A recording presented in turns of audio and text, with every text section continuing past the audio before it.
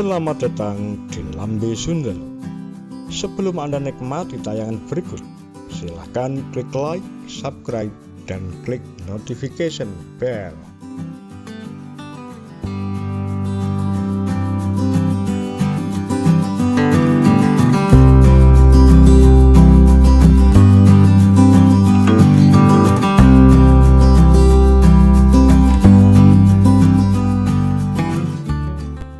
Misteri di balik Super Semar. Sejarah di surat palsu. Saat ini, arsip negara menyimpan 3 versi surat perintah 11 Maret. Salah satunya berasal dari Sekretariat Negara, yang lain dari Pusat Penerangan TNI Angkatan Darat, dan terakhir cuma berupa salinan tanpa kop surat kenegaraan. Ketiga surat tersebut dinyatakan palsu oleh sejarawan. Hingga kini tidak jelas di mana keberadaan salinan asli Super Semar. 3 diutus Soeharto. Misteri juga menggelayuti penandatanganan Super Semar. Awalnya, Soekarno dilarikan ke Bogor setelah sidang kabinet 11 Maret 1966 di Jakarta dikepung oleh pasukan liar yang kemudian diketahui adalah pasukan Kostrad. Di Bogor, Soekarno disatroni 3 jenderal utusan Soeharto. Sejarah lalu mencatat buram apa yang terjadi di istana. Yang jelas, pulang ke Jakarta ketika jenderal telah mengantongi Super Semar.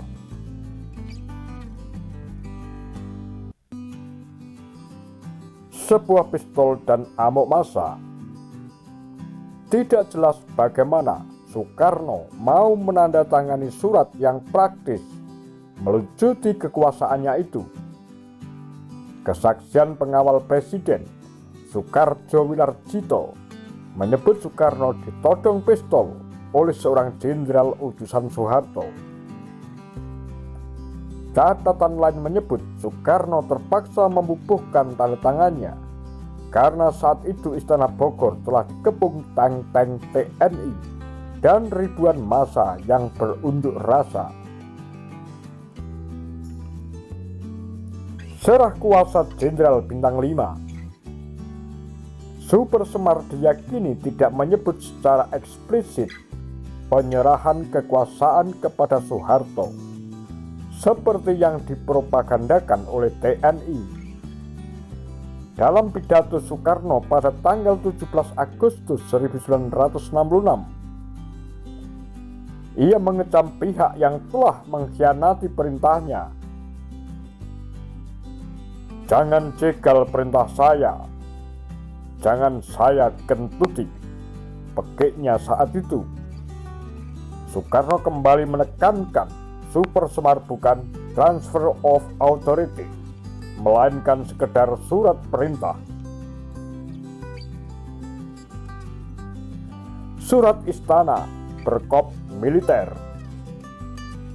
Sejumlah orang mengaku mengetik Super Semar, antara lain Letnan Kolonel Purnawirawan Ali Ebram, seorang perwira Cakrabirawa.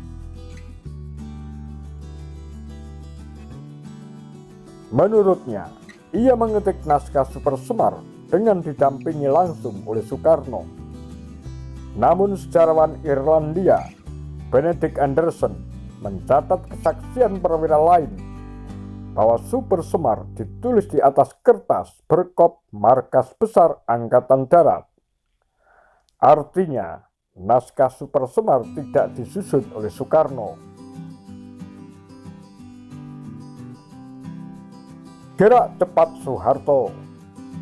Hanya 24 jam setelah terbitnya surat sakti itu, Soeharto membubarkan PKI, menangkapi anggota kabinet dan orang-orang terdekat Soekarno.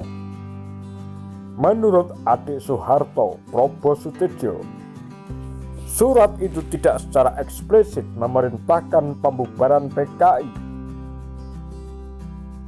Sebab itu pula Soekarno menerbitkan surat perintah 13 Maret buat menganulir Supersemar. Serupa Supersemar, naskah asli surat perintah itu hingga kini lenyap tanpa bekas.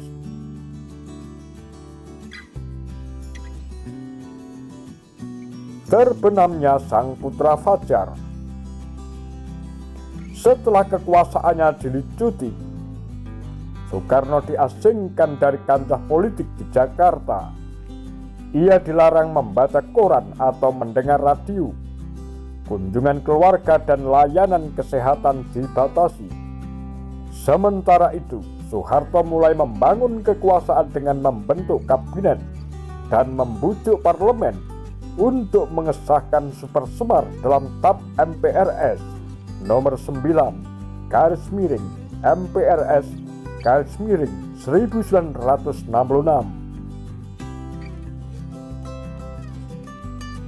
Membisu hingga ke alam baka.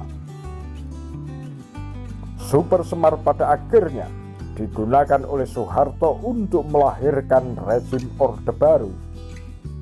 Hingga kematiannya, sang diktator tidak berniat membuka tabir sejarah gelap tersebut.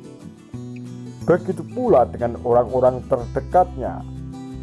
Berbagai upaya yang dilakukan Arsip Nasional untuk menemukan naskah asli Supersemar terbentur sikap diam pejabat Orde Baru.